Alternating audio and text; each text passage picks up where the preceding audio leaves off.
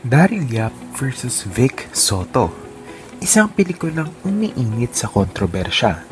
Isang kasong gugulat sa publiko. Tara't na't alamin.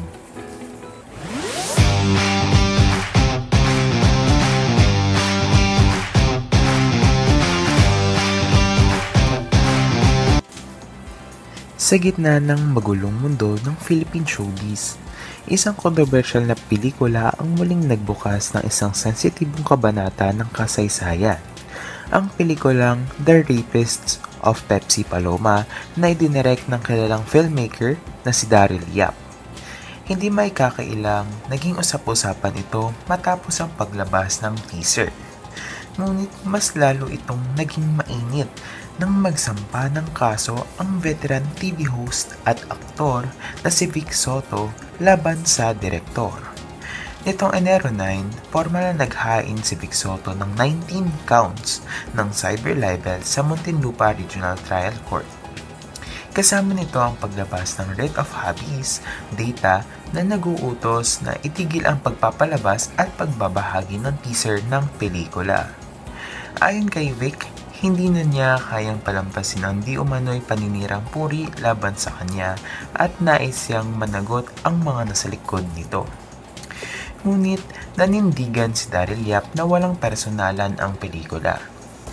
Sa kanyang pahayag, sinabi niyang lahat ng material na inilabas o ilalabas ko ay nakabase sa dokumentadong impormasyon. Wala akong intensyong sirain ang sinuman. Ang pelikula ay naglalayong ilahad lamang ang mga nangyari noong dekada 1980 na ilathala rin naman sa mga payagan noong panahong iyon. Sinagot rin ni Direk Daryl ang issue ng teaser kung saan sinasabing binanggit nito ang pangalan ni Vic Soto bilang isa sa mga di umano'y ng abuso kay Pepsi Paloma. Ayon sa kanya, malinaw sa kanyang mga post na iniurong ang kanyang rape laban sa aktor noong panahon na iyon.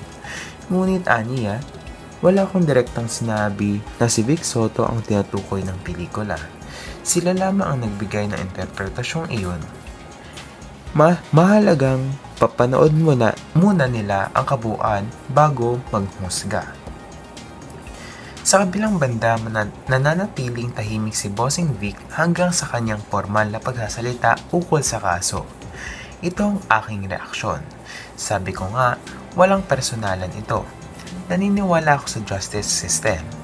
Laban ako sa mga hindi responsableng tao, lalo na sa social media, ani ni Vic.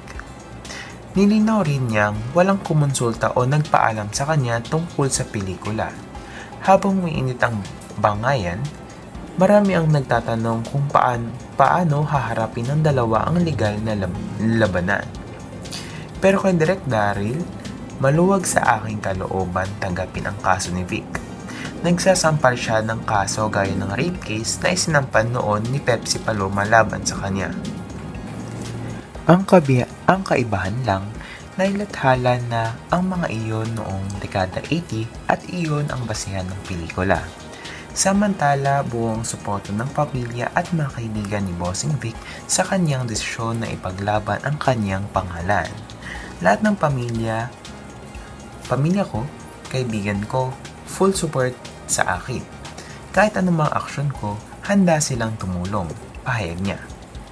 Sa bawat araw na lumilipas, lalong umiigting ang tensyon sa pagitan ng dalawang personalidad. Marami ang nag-aabang kung paano tatakbo ang kasong ito, na maaaring magdulot ng malaking pagbabago sa industriya ng pelikula at showbiz. Sino ang mananaig? Ang sining na nagsusuri ng nakaraan o ang karapatan ng isang tao laban sa paninirang puri.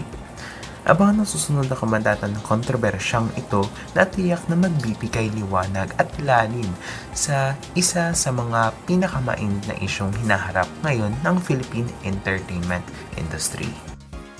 At dyan nagtatapos ang ating chika for today. Ano kaya sa palagay nyo? Mag-comment lang dyan sa ilalim at huwag kalilimutang pindutin subscribe at bell button para lagi kayong ma-notify kapag nag-upload ako ng pinakabago at umaalab na chika. Pakipindot na din ng like at share button para marami pang ma-upload kagaya ng ganitong content. Yun lamang at paalam.